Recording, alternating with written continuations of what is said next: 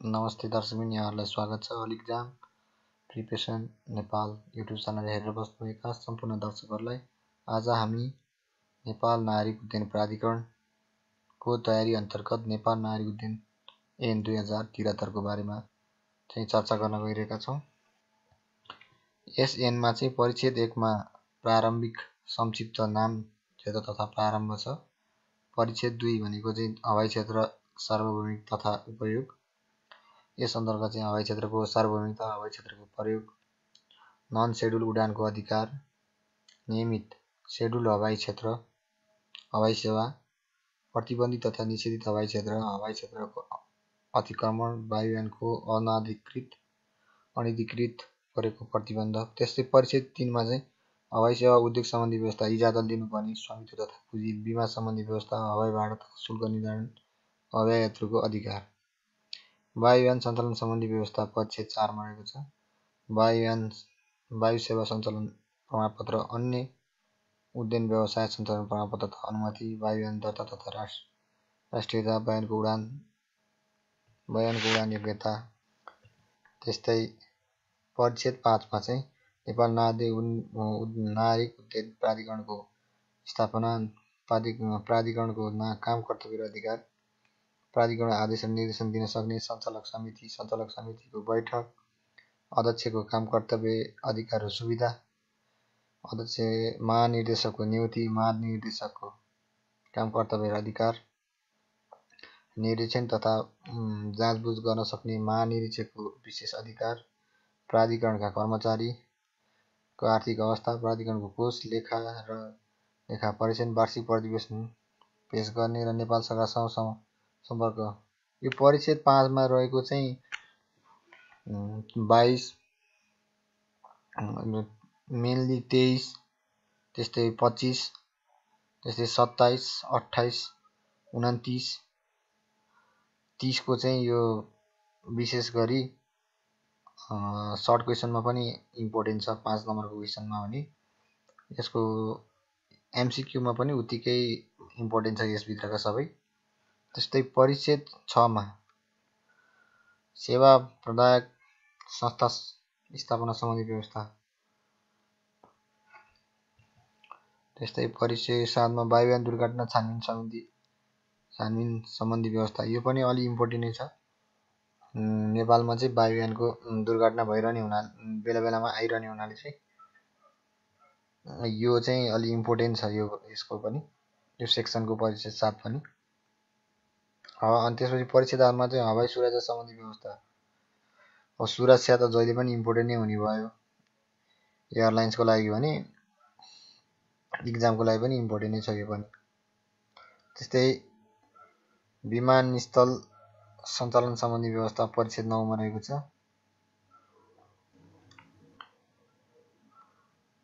त्यस्तै air navigation सेवा सम्बन्धी व्यवस्था परिच्छेद 10 मा रहेको छ। त्यस्तै परिच्छेद 11 मा नेपाल सरकारको विशेष अधिकार छ। त्यस्तै परिच्छेद 12 मा कसुर तथा सजाय छ।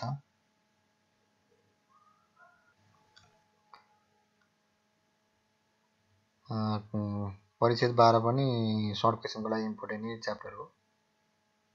त्यस्तै विविधमा अत्यावश्यक सेवा, जग्गा प्राप्ति, नियमावली बनाउने अधिकार, खारेजी र बचाउ इत्यादि रहेका छन्। अब नागरिक उड्डयन नियमन तथा नियन्त्रण सम्बन्धमा व्यवस्था गर्न बनेको ऐन नै नेपाल नागरिक उड्डयन ऐन 2073 हो। नेपाल राज्यभित्र नागरिक उड्डयनलाई सुरक्षित, नियमित र व्यवस्थित बनाउँदै हवाई यातायातको समुचित विकासद्वारा मुलुकको अधिकतम हित हुने वातावरण सिर्जना गर्दै नागरिक उड्डयन सम्बन्धी अन्तर्राष्ट्रिय दायित्व पुरा गर्न र नागरिक उड्डयनसँग सम्बन्धित मौजुदा कानुनलाई एकीकरण गर्न वाञ्छनीय भएकाले नेपालको संविधान धारा 2096 को उपधारा 1 बमोजिम व्यवस्था विकास संसदले यो ऐन बनाएको हो। त्यस्तै अब कहिलेकाहीँ सर्ट क्वेसनमा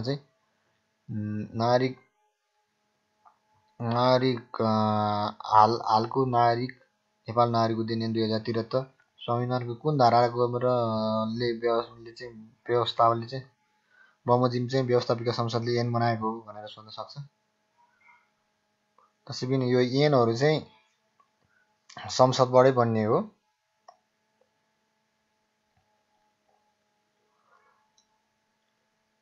त्यस्तै परिच्छेद 1 मा चाहिँ प्रारम्भिक संक्षिप्त नाम, क्षेत्र र प्रारम्भ।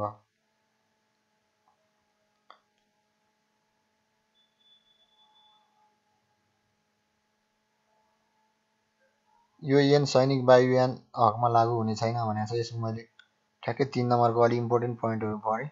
यो नागरिक उड्डयन ऐन भन्ने बित्तिकै नागरिक भन्ने बित्तिकै आम जनता हुने भयो, सिभिल सर्भिसको कुरा आइयो।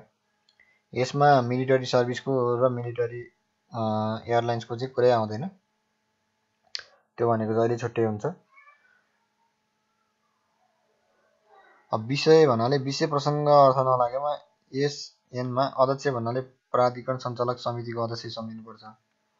अध्यक्ष भन्ने आयो भने चाहिँ प्राविधिक सञ्चालक समितिको अध्यक्ष भनेको सम्झिनु पर्यो।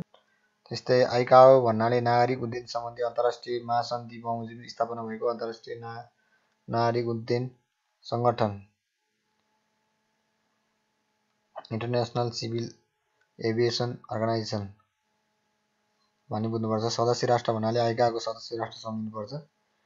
उडान योग्यताको प्रमाणपत्र सर्टिफिकेट तथा एयर वर्दिनेस भन्नाले कुनै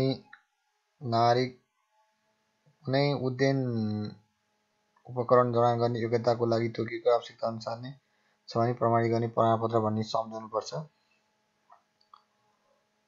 उडानमा रहेको वायुयान भन्नाले वायुयानमा प्रवेश गरे पश्चात सबै ढोकाहरू बन्द गरेपछि त्यस्ता ढोकाहरू खोली बाहिर आउने समयसम्मको अवस्थालाई वायुयानलाई सम्झाउनुपर्छ। उडानको भनेको चाहिँ ढोका लागेर उडिसकेपछि फेरि नखोलिन्जेलसम्म अर्को ठाउँमा पुगेर चाहिँ अवतरण भएर नखोलिन्जेलसम्मकोलाई चाहिँ उडानको वायुयान भन्छ। उडान सुरक्षा भन्नाले कुनै पनि व्यक्तिलाई पुग्ने चोटपटक या वायुयान तथा धनमालको क्षति अगार्य खतराबाट मुक्त रहने अवस्था सम्झनु। उडान सुरक्षा भनेको चाहिँ व्यक्तिलाई पनि सुरक्षा हुनु पर्यो, वायुयान तथा धनमालको पनि क्षति हुनुबाट बच्नु पर्यो।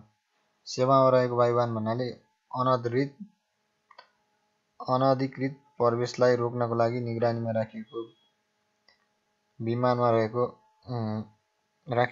विसानमा रहेको वायुयानलाई सम्झाउनुपर्छ। त्यस्तै एयर नेभिगेसन सेवा भन्नाले हवाई उडान सञ्चालनमा सबै चरणमा उपलब्ध गराइने हवाई ट्राफिक व्यवस्था, हवाई सञ्चार, पथ प्रदर्शन तथा निगरानी, मौसमी सेवा, खोज तथा उद्धार सेवा, हवाई सूचना सेवा आदिलाई सम्झाउनुपर्छ।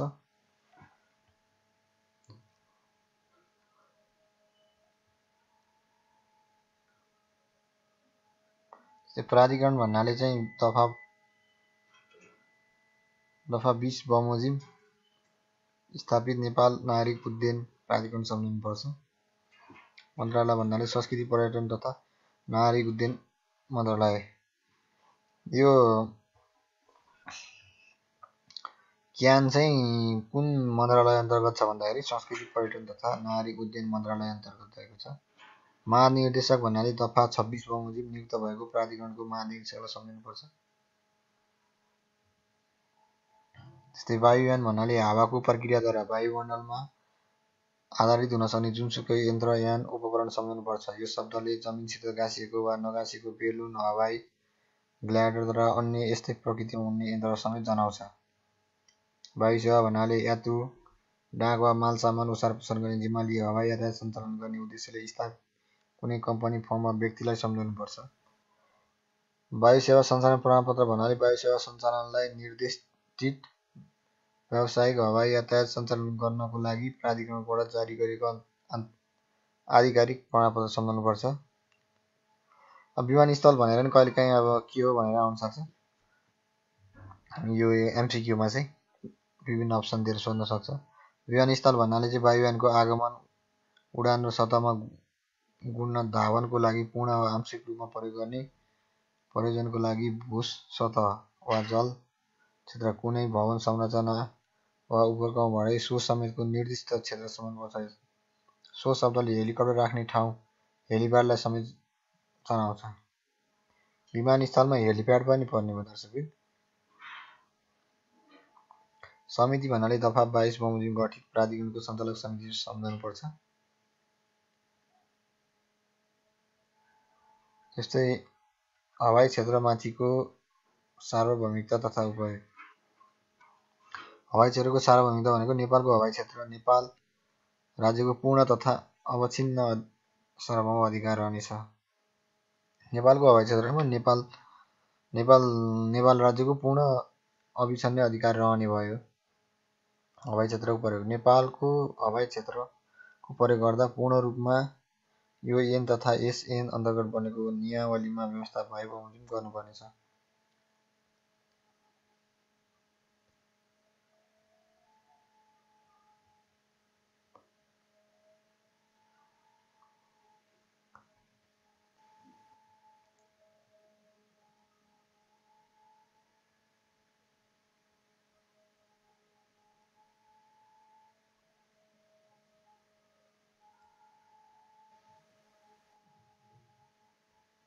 त्यस्तै हवाई सेवा उद्योग सम्बन्धी व्यवस्था।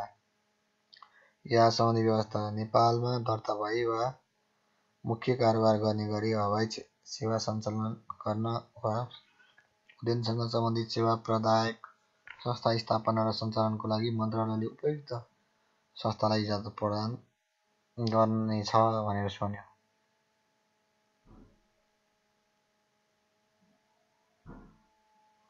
यो हवाई सेवा उद्योग सम्बन्धी व्यवस्था यहाँले सर हेर्नु होला।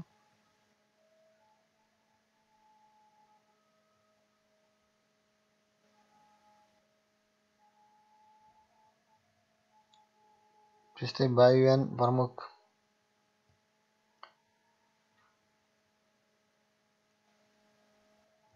त्यस्तै प्राधिकरणको काम कर्तव्य र अधिकार। यो चाहिँ 5 नम्बरको क्वेसनमा सोध्न सक्छ दर्शकबिन। यसलाई चाहिँ राम्रोसँग हेरेर प्र्याक्टिस गर्नु होला।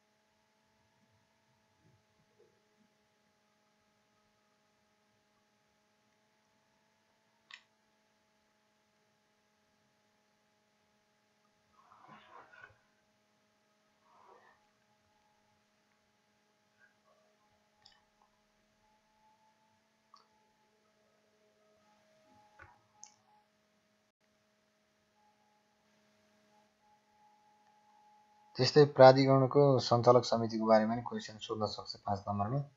प्राधिकरणको काम कारबाहीको सञ्चालन व्यवस्थापन तथा सुपरभिजन गर्नका लागि नेपाल सरकारले एक सञ्चालन समिति गठन गर्नेछ। अब उपदफा 1 बमोजिम गठित सञ्चालक समितिमा देवावयवको अध्यक्ष र सदस्य रहनेछन्। संस्कृति पर्यटन तथा नागरिक उड्डयन मन्त्री वा राज्य मन्त्री अध्यक्ष हुन्छ भने सञ्चालक समितिको अध्यक्ष। त्यस्तै सहसचिव संस्कृति पर्यटन तथा नागरिक उड्डयन मन्त्रालय सदस्य हुन्छ। सहसचिव अर्थ मन्त्रालयको सदस्य हुन्छ। उड्डयन सुरक्षा हवाई सुरक्षा विमानस्थल सञ्चालन वा एयर नेभिगेसन क्षेत्रमा विशेष ज्ञान भएका र नागरिक उड्डयन क्षेत्रमा कम्तीमा 10 वर्षको अनुभव भएका व्यक्तिहरूमध्येबाट नेपाल सरकारको मनोनयन गरेका 2 जना सदस्य हुन्छन्।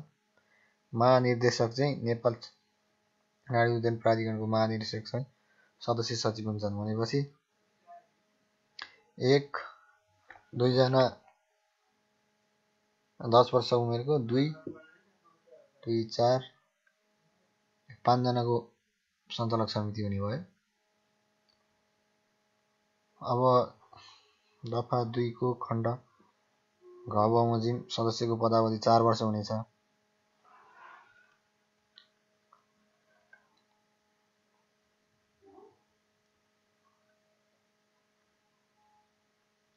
त्यस्तै उपदफा 2 बमोजिम गठित सञ्चालक समितिको सदस्य देयको कुनै अवस्थामा पनि आफ्नो पदमा कायम रहन्छ। नेपाल सरकारले हटाएमा निजको सो पद बहाल नरहेमा, पदावधि समाप्त भएमा, नेपाल सरकार समक्ष दिएको राजीनामा स्वीकृति भएमा, मृत्यु भएमा।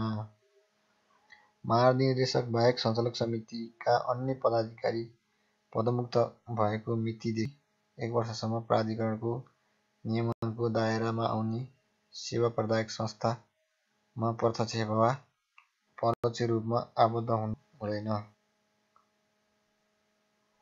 सञ्चालक समितिको बैठक। सञ्चालक समितिको बैठक आवश्यकता भयो तर एउटा बैठक र अर्को बैठकको अन्तर 60 दिनभन्दा बढी हुने छैन भनेछ। यो पनि सोध्न सक्ने हो। त्यसै समितिको कुल सदस्य सङ्ख्याको 50% भन्दा बढी सदस्य उपस्थिति भएमा समितिको बैठकको लागि गणपूरक सङ्ख्या पुगेको मानिनेछ भनेको छ।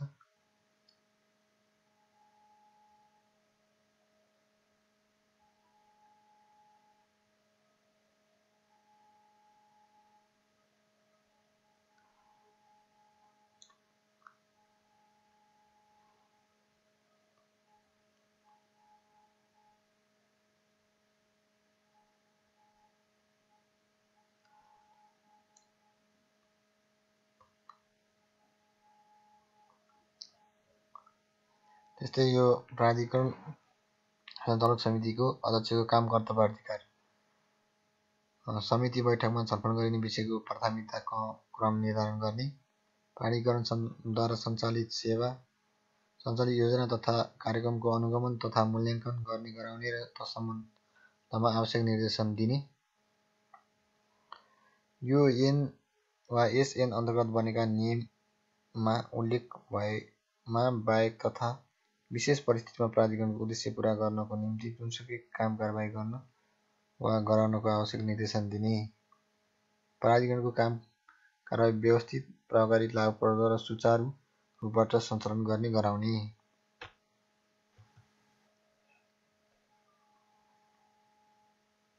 महानिर्देशकको नियुक्ति। प्राधिकरणको कार्य सञ्चालनको लागि कार्यकारी प्रमुखको रूपमा नेपाल सरकारको प्राधिकरणको सेवामा बहाल रहेको कम्तीमा उपमहानिर्देशक स्तरको कर्मचारी वा नेपाल सरकारको बहालमा कम्तीमा सहसचिव स्तरको कर्मचारी मध्येबाट महानिर्देशक पद नियुक्ति गर्नेछ। महानिर्देशकको पदावधि 4 वर्ष हुनेछ। निजको कार्य सन्तोषजनक नभएमा निजलाई अधिकतम अर्को 1 कार्यकालसम्मको लागि पुनः नियुक्ति गर्न सकिनेछ। भनेको 4 वर्षको पदावधि हुने हो। महानिर्देशकको काम मन पर्यो, सन्तोषजनक भयो भने चाहिँ अर्को 1 कार्यकाल 4 वर्ष दिने भयो। नेपाल सरकारले दिएको अवस्थामा महानिर्देशक उपदफा 2 बमोजिम तोकिएको अवधि पुरा हुनु अगावै पदबाट मुक्त गर्नेछ। के भयो भने चाहिँ पदबाट मुक्त गर्ने महानिर्देशक प्राधिकरणको उद्देश्य विपरीत कार्य गरेको पाइएमा, यो एन वा एन बनेको नियमावलीको पालन नगरेको पाइएमा, फौजदारी कसुरमा अदालतबाट दोषी ठहरिएमा, प्रशासनिक कानुनको उल्लङ्घन गरेको प्रमाणित भएमा, नेपाल सरकारको निर्देशनको पालना नगरेमा।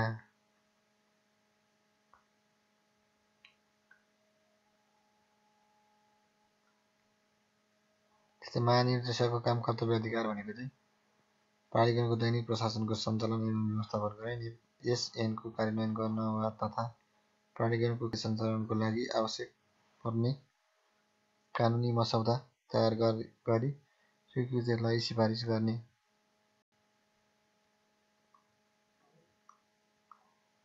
प्राधिकरणको आवधिक योजना, वार्षिक कार्यक्रम, आय तथा व्ययको बजेट अनुमान तयार गरी स्वीकृतिका लागि समिति सम्म पेश गर्ने। समितिले स्वीकृत गरे बमोजिम बजेट योजना र कार्यक्रम गर्ने। प्राधिकरणको हिसाब किताबको आन्तरिक तथा अन्तिम लेखन परीक्षण गराउने।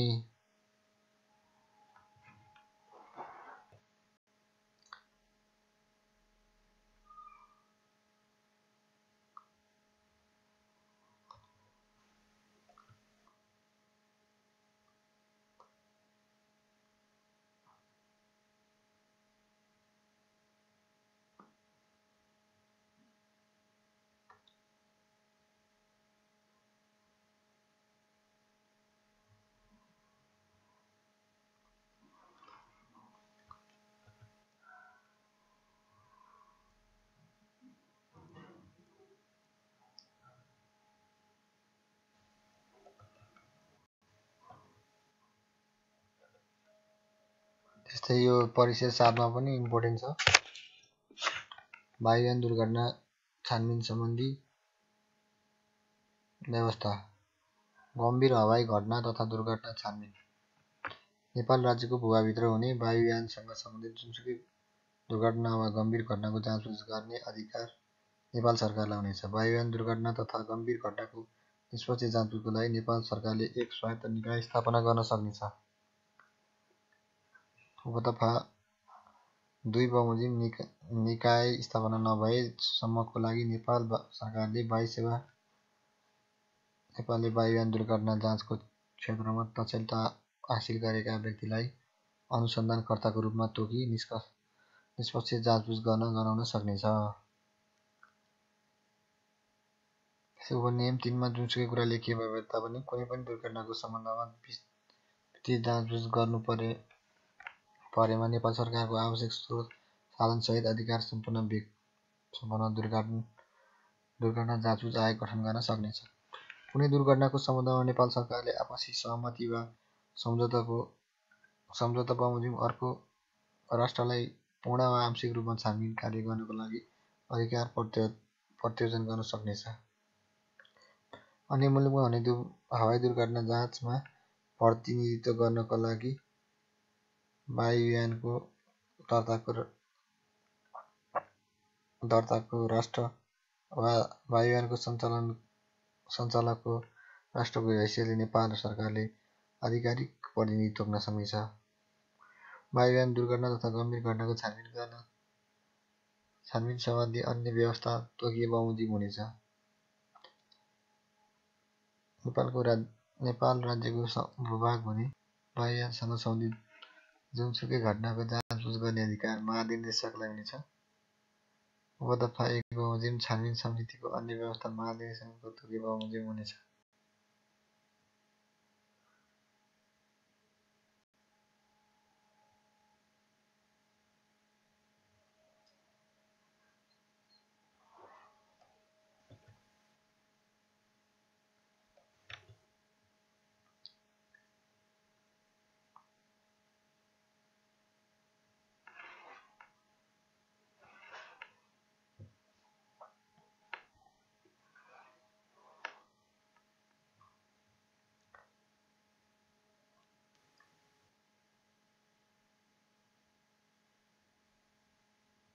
त्यस्तै विमानस्थल सम्बन्धी व्यवस्था चाहिँ परिच्छेद 9 मा रहेको छ।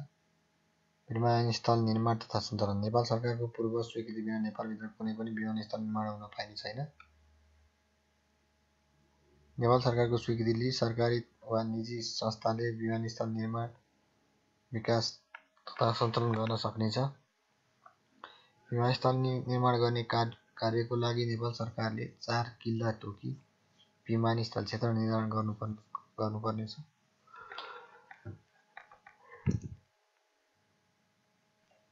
विमानस्थल निर्माण गर्ने कार्यको लागि नेपाल सरकारले 4 किल्ला तोकी विमानस्थल क्षेत्र निर्धारण गर्न सक्नेछ। विद्यमान नीति तथा देयका विषयलाई समेत विचार गरी नयाँ विमानस्थल निर्माणको सम्बन्धमा नेपाल सरकारले अत्यावश्यक निर्णय लिनेछ।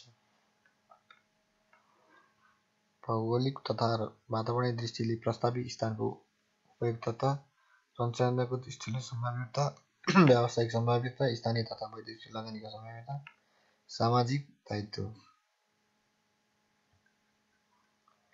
विमानस्थल निर्माणको निर्णय गर्नुपूर्व नेपाल सरकारले सम्बन्धित निकायहरूबाट सुरक्षा माग गर्ने र सम्भाव्यता अध्ययन गराउनुपर्नेछ।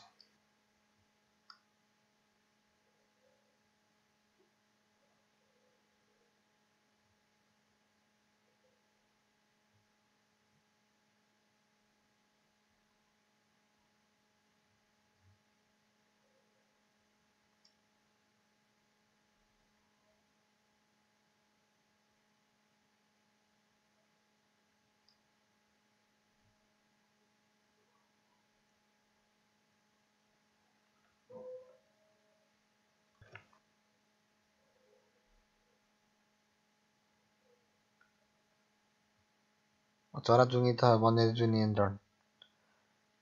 विमानस्थल र विमानस्थलको 3 किलोमिटर वरिपरिको क्षेत्रमा कसैले पनि अनियन्त्रित बधशाला स्थापना गर्ने, फोहोर मैला थुपार्ने कार्य गर्नु हुँदैन। विमानस्थलको वरिपरि 3 किलोमिटरसम्म बसशालाहरू चाहिँ निर्माण गर्नु ताकि चराचुरुङ्गीहरू आएर एक्सिडेन्टमा नपरोस्।